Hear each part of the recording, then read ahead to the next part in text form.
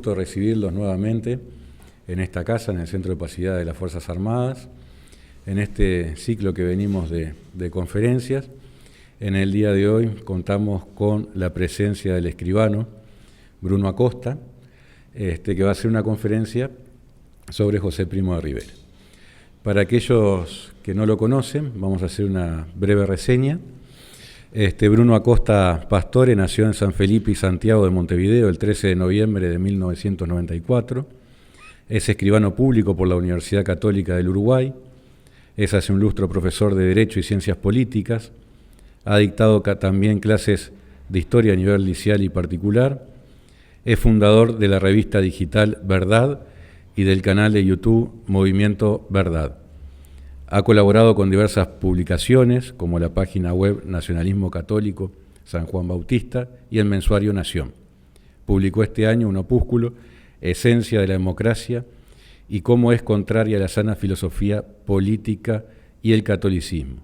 Les pido un aplauso para recibir al escribano Bruno Acosta.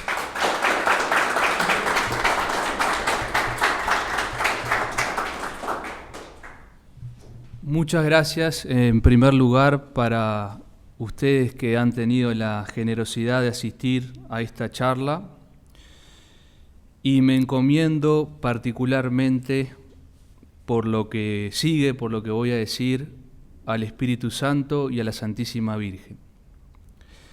Hoy estamos aquí reunidos porque hace exactamente 91 años que José Antonio Primo de Rivera, un 29 de octubre de 1933, fundaba la Falange Española. Lejano hecho en el tiempo, lejano también en la latitud, esta fundación dio lugar en el Teatro de la Comedia de Madrid, pero sin embargo, estamos aquí reunidos en nuestro querido Uruguay, como decía, porque este hecho nos afecta. Este hecho, la fundación de la Falange, la figura de José Antonio, puede tener hoy en día y en este lugar, en Uruguay, una significación.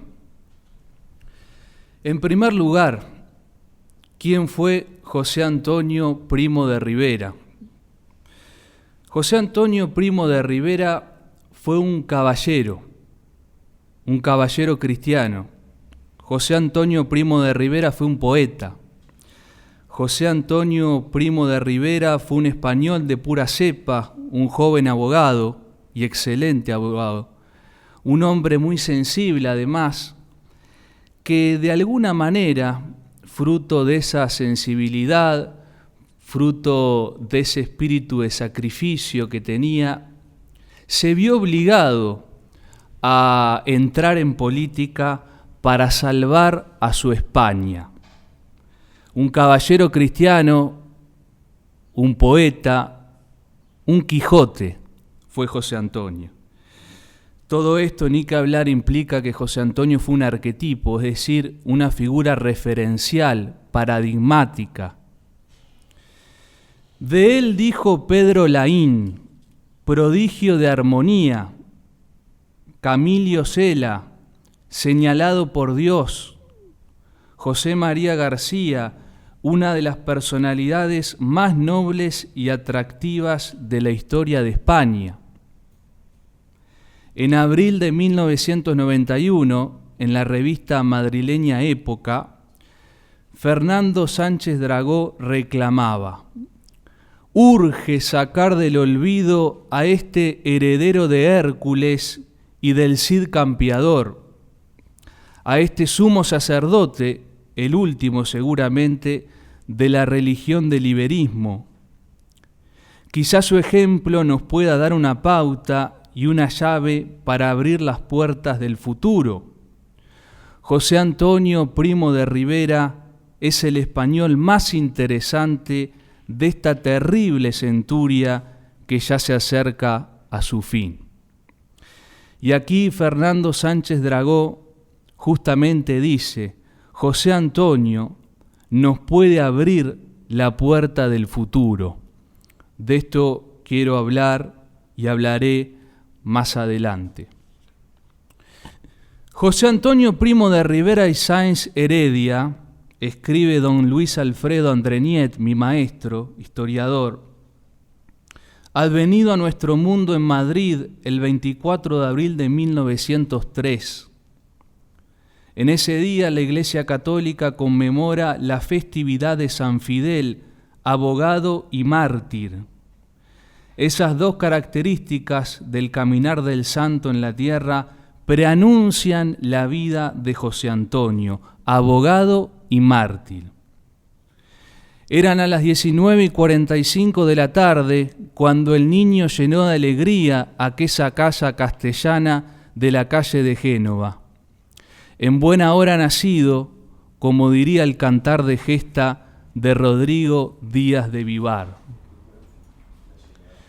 José Antonio es el primogénito, señala su biógrafo Jiménez de Sandoval, de un matrimonio español de limpia alcurnia, aun cuando sus sangres no sean de las que los reyes de armas consideran de la primera nobleza.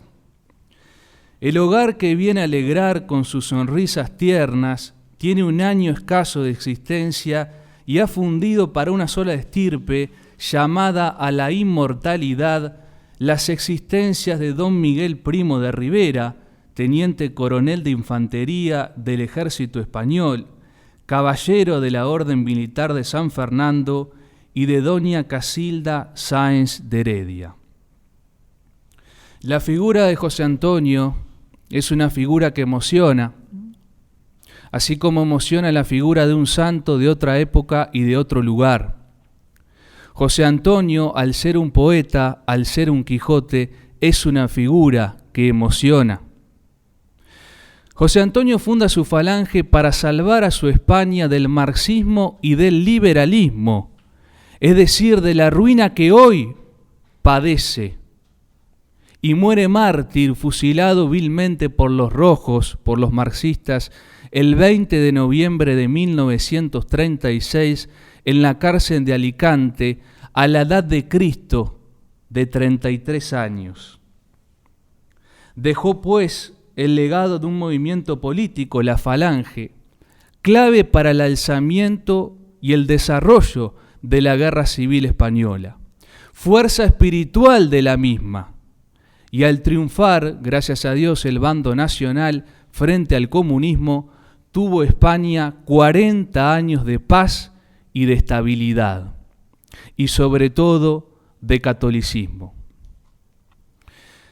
En segundo lugar, ¿cuál fue sucintamente la doctrina de José Antonio y de su falange? ¿Y hasta qué punto puede aplicarse hoy en nuestro Uruguay? Veamos dos al menos de sus pilares doctrinales. Primer pilar doctrinal, la idea de unidad frente a la de división.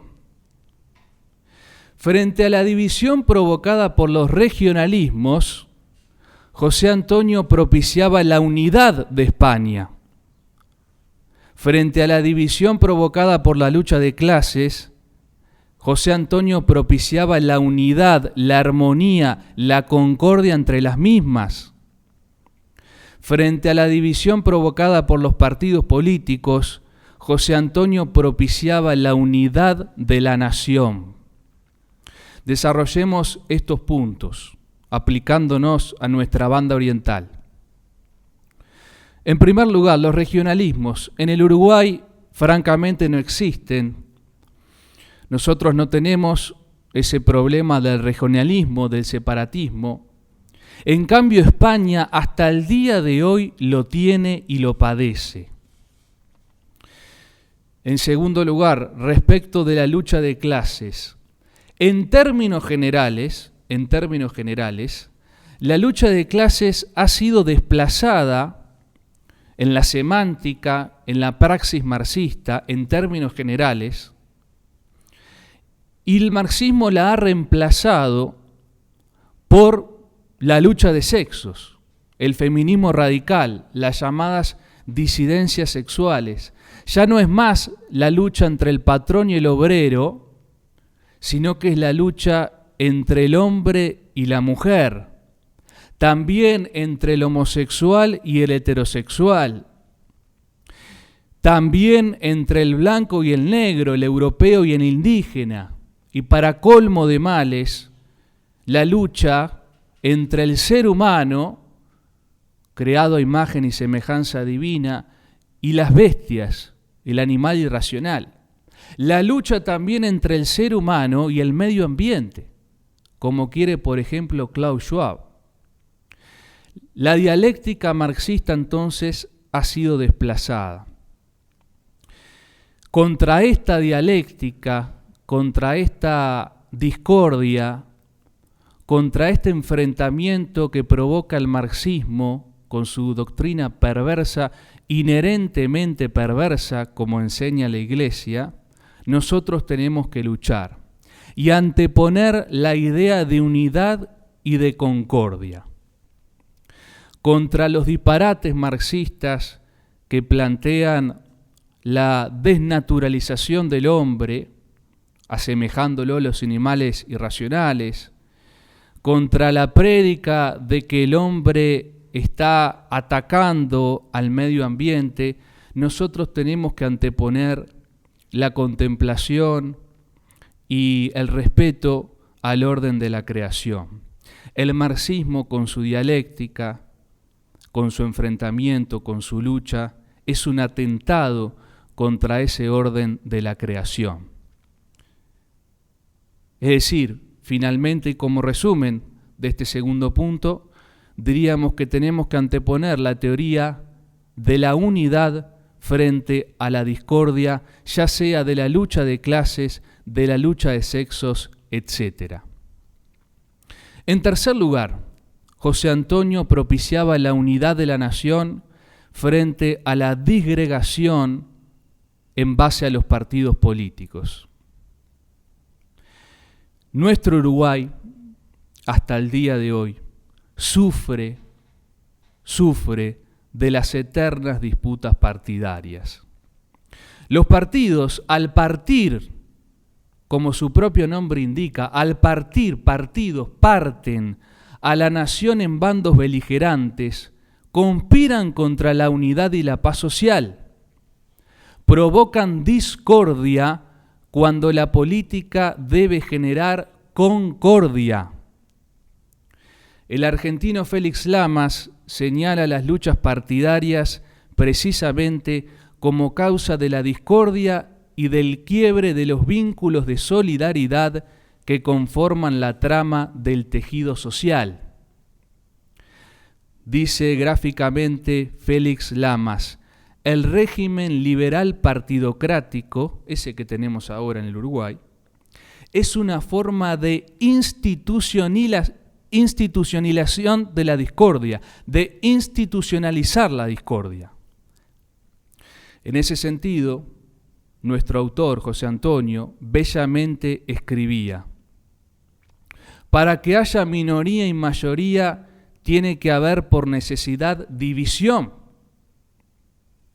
Para disgregar el partido contrario, tiene que haber por necesidad odio. El patio solar se convierte en mero campo de lucha, donde procuran desplazarse dos o muchos bandos contendientes, cada uno de los cuales recibe la voz de una voz sectaria, mientras la voz entrañable de la tierra común, que debería llamarlos a todos, parece haber enmudecido. Nos está diciendo José Antonio, la lucha propiciada, el enfrentamiento, la disgregación propiciada por los partidos políticos genera odio, genera división, genera que las personas olviden esta consigna que llevan en su conciencia de unirse bajo la tierra común, de unirse bajo la patria. Como acabo de decir, contra esa desunión y discordia que provoca en definitiva odio, no amor, José Antonio propiciaba la unión de todos bajo los ideales de la patria. La política, noble oficio, no debería estar manchada por las vilezas partidocráticas, puesto que es de lo más excelso, de lo más noble que puede desarrollar una persona. Como enseñaba el Papa Pío XI, el dominio de la política, que mira los intereses de la sociedad entera, es, bajo ese aspecto, el campo de la más vasta caridad, de la caridad política, de la que podemos decir que ninguna la supera, salvo la de la religión. Veamos, entonces, cuán noble es la política y cuánto la mancilla la partidocracia a la cual José Antonio combatía. Es muy común escuchar a gente honesta, a gente buena, decir: no te metas en política, la política es mala, la política es perversa. En puridad lo que están diciendo es: no te metas en política partidaria. Ese error lo tenemos que combatir, porque la política con mayúsculas, como acabo de decir, la contribución de una persona al bien común es lo más excelso que se puede practicar, detrás de la caridad religiosa, como decía el Papa Pío XI. En ese sentido, gráficamente señalaba en su discurso de fundación de la Falange, que estamos conmemorando hoy, José Antonio, que desaparezcan los partidos políticos, que desaparezcan los partidos políticos. Nadie ha nacido nunca miembro de un partido político. En cambio, nacemos todos miembros de una familia, somos todos vecinos de un municipio, nos afanamos todos en el ejercicio de un trabajo. Pues si esas son nuestras unidades naturales, si la familia, el municipio y la corporación es en lo que de veras vivimos, ¿para qué necesitamos el instrumento intermediario y pernicioso de los partidos políticos que para unirnos en grupos artificiales empiezan por desunirnos en nuestras realidades auténticas? La política, entonces, se realiza verdaderamente no a través de los partidos políticos, elementos que para unirnos en grupos artificiales empiezan por desunirnos en nuestras realidades auténticas, sino por intermedio de los cuerpos intermedios, naturales, auténticos, la familia, el municipio, la corporación. Los partidos políticos provocan enfrentamientos, discordia, cuando la política bien concebida, como he dicho, debe procurar concordia y unidad, la amistad civil, que diría Santo Tomás, la amistad civil. Estamos muy lejos de ese concepto por culpa de la partidocracia. Segundo pilar doctrinal de José Antonio y la Falange: lo malo son las instituciones democráticas, parlamentarias, liberales, no las personas. En la biografía apasionada de José Antonio por Jiménez de Sandoval se lee: José Antonio cree lo contrario, los hombres son aceptables aun con sus grandes defectos. Las que son profundamente malas son las instituciones traídas por el liberalismo, la monarquía constitucional, parlamentaria, el sistema bicameral, el voto, los partidos. Si los políticos están corrompidos, no es por maldad propia, sino por el ambiente agobiante de las instituciones a las que sirven. Por eso José Antonio sale a la vida pública a combatir a todas esas instituciones que esconden la verdadera España y anulan todas las posibilidades de los hombres públicos. José Antonio, así, descreía de la democracia liberal, dogma moderno, y del parlamentarismo, los combatía. No creía que lo malo fueran los políticos, las personas, sino el sistema. Y en ese sentido, para traerlo a la historia patria, es interesante considerar cómo su perspectiva es idéntica a la de ese prohombre de nuestra política nacional, como lo fue Juan María Bordaberry. Para él, a diferencia de los mandos militares de su época, el problema era el sistema. Se lee en el libro Antes de Silencio.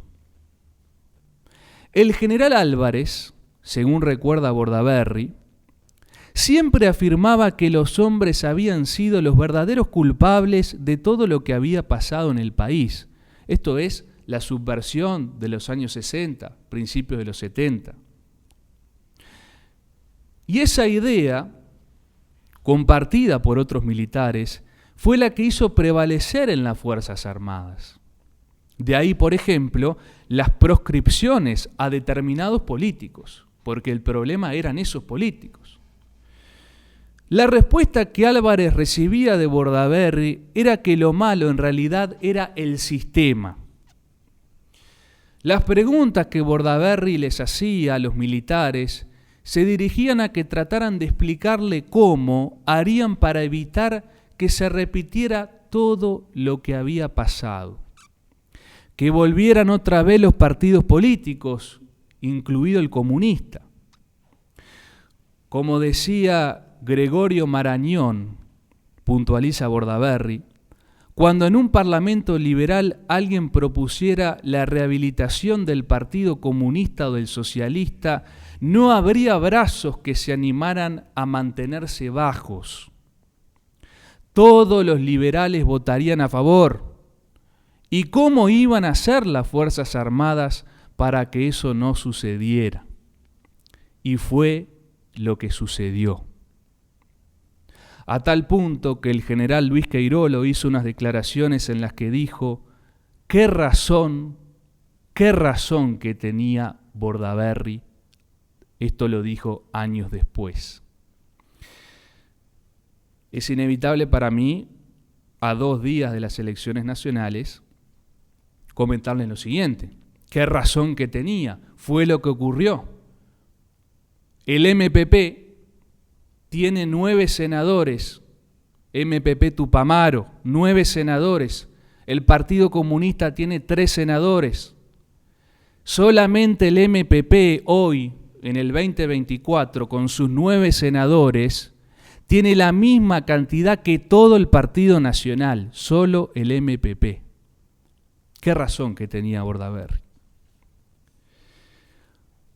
En tercer lugar, es un poco el nombre de esta charla, el espíritu de José Antonio y de su falange. ¿Hasta qué punto puede aplicarse ese espíritu al nacionalismo de hoy? La fuerza política que creó José Antonio se puede extrapolar perfectamente a otros países, con sus matices y actualizaciones al siglo XXI, al día de hoy, al Uruguay. Recuérdese que José Antonio toma mucho del fascismo italiano, es decir, trae de otro país el espíritu de la falange y lo pone en España. Lo mismo podría hacerse hoy entre nosotros, aquí. Veamos 2 pilares del espíritu de José Antonio y de su falange. Primer pilar espiritual. Espíritu poético, alegre y juvenil. La falange, los fascismos en general, fueron movimientos alegres, juveniles, vigorosos. Fueron movimientos que tuvieron un aire de actualidad y de sana reforma y de sano recambio en la política del momento europea, y la pueden tener también hoy.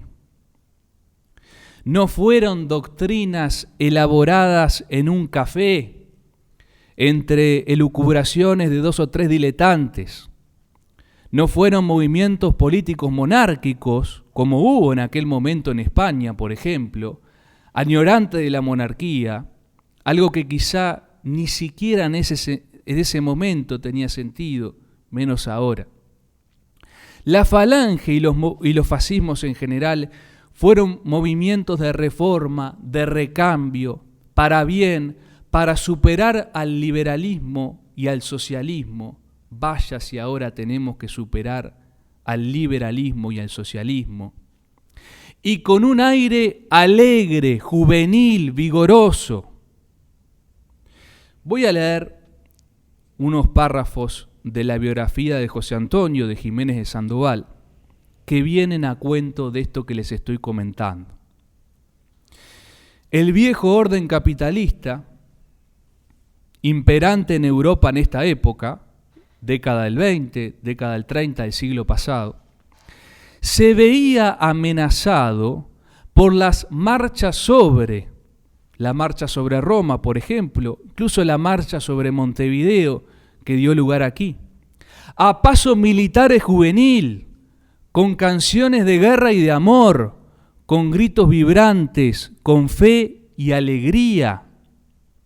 La alegría, la fe, la vibración juvenil. Este movimiento que creó José Antonio tenía mucho de esto, además de la recta doctrina, por supuesto, además de su crítica al liberalismo, al socialismo, a la partidocracia que ya vimos. José Antonio tuvo esa visión de que había que crear algo nuevo con los ideales perennes.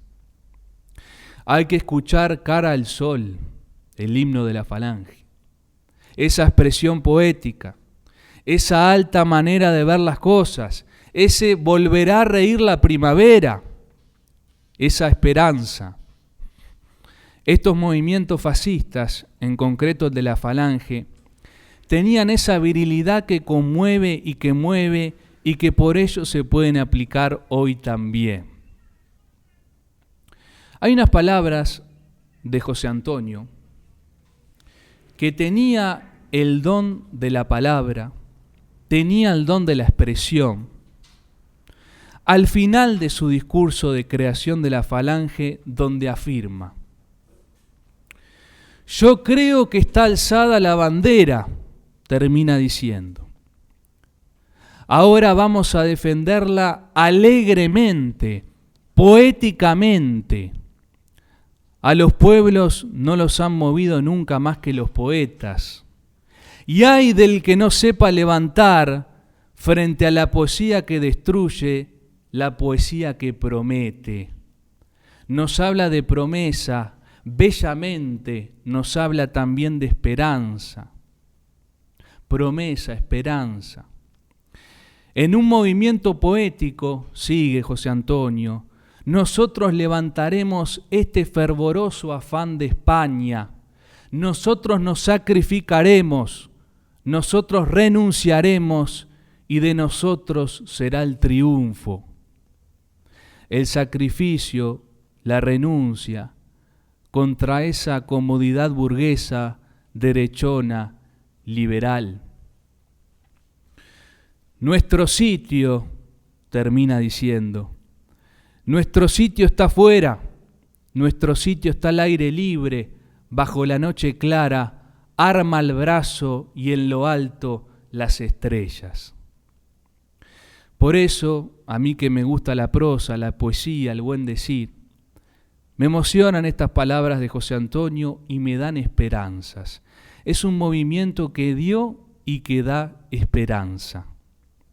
Por eso lo traigo a colación en el Uruguay de hoy.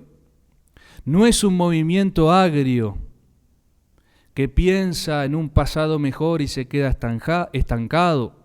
No es tampoco un movimiento cobarde, cómodo, burgués. Ni que hablar. Tampoco es un movimiento marxista, socialista, que tiene al odio como su motivo. El marxismo tiene al odio como su motivo, a la lucha, a la fricción. Todo lo contrario. Acá está el amor, acá está la esperanza, acá está la unión. Segundo pilar espiritual, espíritu de sacrificio. Hay que llamar a los jóvenes de hoy, y aquí, gracias a Dios, contamos con la presencia de jóvenes, como lo hacía José Antonio, a la renuncia, al sacrificio, al arrojo y la valentía. Así lo expresa plásticamente en su artículo Señoritismo. El señorito, escribe José Antonio, el señorito es la degeneración del señor, del hidalgo que escribió, y hasta hace bien poco, las mejores páginas de nuestra historia. El señor era tal señor porque era capaz de renunciar, esto es, dimitir privilegios, comodidades y placeres en homenaje a una alta idea de servicio. Nobleza obliga, pensaban los hidalgos, los señores, es decir, nobleza exige, obliga. Acá viene la parte clave. Cuanto más se es, más hay que ser capaz de dejar de ser. Ese es el ideal caballeresco y noble. Cuanto más se es, más hay que ser capaz de dejar de ser. Y así, de los patronos de hidalguía, salieron los más de los nombres que se engalanaron en el sacrificio. Y en su discurso de fundación explicaba: pero nuestro movimiento no estaría del todo entendido si se creyera que es una manera de pensar tan solo. No es una manera de pensar, es una manera de ser. No debemos proponerlo solo la construcción, la arquitectura política. Tenemos que adoptar ante la vida entera, en cada uno de nuestros actos, una actitud humana profunda y completa. Esta actitud es el espíritu de servicio y de sacrificio en el sentido militar de la vida. No es ese, evidentemente, el espíritu que prima en nuestra clase política en términos generales. Sus privilegios no los llaman a más, no los exigen, nobleza obliga, sino a menos. Parasitan a sus representados o pseudo representados en vez de servirles. Lo mismo podríamos aplicar a nuestras juventudes de hoy. Nadie llama, como lo hacía José Antonio, a nuestras juventudes a la renuncia, al sacrificio, a renunciar y sacrificarse en pos del bien común, de la patria, sino que se les inculca el hedonismo. La juventud no está hecha para el placer, sino para el heroísmo. José Antonio logró llegarle a la juventud de su época, como comentaba el periodista madrileño Ruiz al general Franco. Este primero era el padre del falangista Alberto Ruiz. José Antonio ha operado sobre una masa inerte, tan fría como es la generación de jóvenes españoles de ahora, frívolos, adocenados, sin pulso ni ideal siquiera, y ha hecho de ellos en pocos meses una falange con alma y cuerpo, corazón y voluntad de titanes, de héroes. El mismo José Antonio reveló parte de su secreto en palabras realmente inspiradas. Ningún régimen se sostiene si no consigue reclutar a su alrededor a la generación joven en cuyo momento nace. Y para reclutar a una generación joven hay que dar con las palabras justas, hay que dar con la fórmula justa de la expresión conceptual. Dios nos permita dar con esa fórmula justa de la expresión conceptual.